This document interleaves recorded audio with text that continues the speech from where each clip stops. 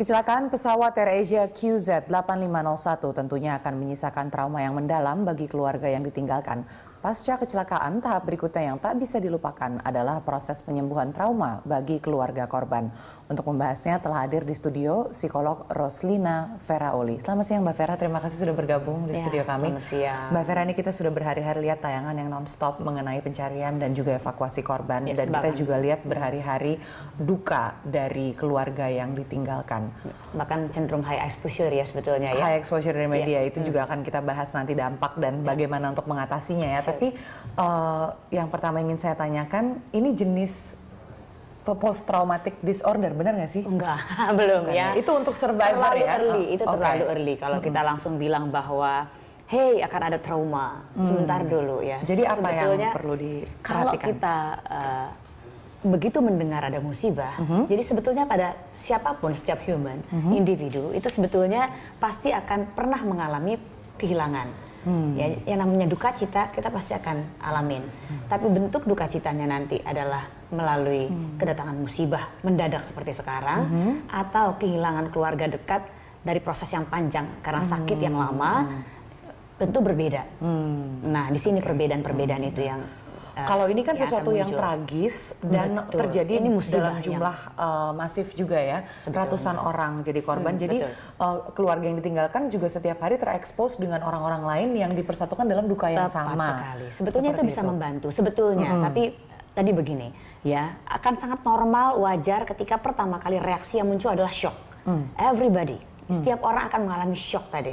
Shock itu adalah reaksi awal dan umum. Jadi kita betul-betul kemudian setelah shocknya pasti kita akan nggak terima, kemudian marah, sedih, sangat sedih, ya. Kalau dalam psikologi itu ada 5 stages of grief ya. Exactly. Itu betul. Tapi sebetulnya tadi ya nanti peran psikolognya adalah pendampingan yang kita berikan nanti adalah supaya keluarga-keluarga yang ditinggalkan itu mampu melewati setiap tahap tadi dengan baik, smooth, beautifully gitu. Tahapannya apa meskipun saja sih itu Mbak adalah Vera? duka cita.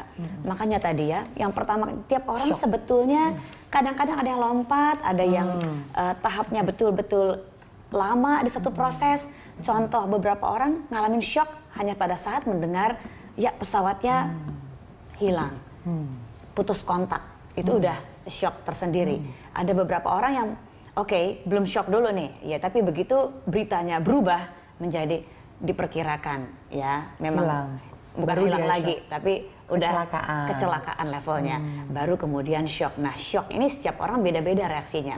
Shock ini ada yang betul-betul nanti kemudian langsung diiringi dengan kesedihan, ada yang kemudian marah, ada yang menyangkal, menyatakan bahwa tentu dia tidak berharap ini terjadi sama dia gitu loh. Khususnya ya tingkat shock nanti dan ujungnya nanti depresi yang paling tinggi itu dialami oleh dibandingkan dengan peristiwa kehilangan lain ya adalah ibu-ibu yang kehilangan anaknya. Jadi kalau kita lihat di berita kemarin ada seorang nenek atau oma-oma yang datang begitu dia tahu bahwa anak cucu ada di dalam pesawat tersebut, tentu dia akan sangat depres. Dan itu adalah yang paling itu level yang paling dalam. Jadi tahap-tahapnya bisa sangat lama berhenti di kemarahan-kemarahan dan emosi-emosi sedih tadi. Kemudian perasaan yang tidak keru-keruan gitu ya, atau tadi ada beberapa orang yang memang cepat sekali ketika setelah sedih yang mendalam, ya bukan depression disorder yang saya maksudkan di sini ya, depresinya kemudian dia ready untuk recover karena merasa mampu mengikhlaskan. Nah jadi tujuan psikolog nanti untuk maupun psikiater pendampingannya adalah agar setiap keluarga korban mampu melewati sampai level depres dulu. Depres ini dibutuhkan sekali. Inilah level terdalam. Nah, beberapa orang gagal. Di depresnya kepanjangan tuh, depresinya, kesedihan mendamnya terlalu lama, ini yang bisa memicu trauma. Ketika trauma ini berkepanjangan, itulah yang tadi Anda maksudkan sebagai PTSD, post traumaticnya.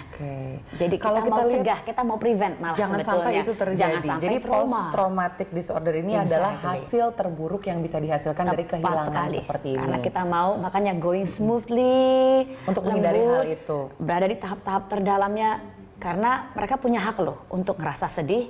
Mereka punya hak. Jadi hak kita sebagai orang yang kehilangan adalah bersedihlah. Itu hak Anda. Jadi yang harus Shock dipastikan lah, adalah itu jangan hak Anda. sampai terperangkap di emosi itu terlalu lama. Tepat sekali. Ya. Kalau kita banyak lihat di media, either dia terlalu lama dalam proses itu, atau tadi dia gagal mengekspresikan emosi-emosi. jadi kalau nggak keluar juga justru bisa itulah yang dimaksud dengan trauma. Ketika emosi yang kita punya stuck, harusnya sedih, dia cuma terdiam, tercenung, mampu melakukan aktivitas sehari-hari dengan baik dan sehat, dan ternyata ada kesedihan yang direpress di dalam sana. Itulah cikal bakal trauma sebetulnya. Baik, Mbak Vera, kita akan jeda sejenak. Baik. Kami akan kembali usai jeda berikut, pemirsa, bersama Breaking News Berita 1.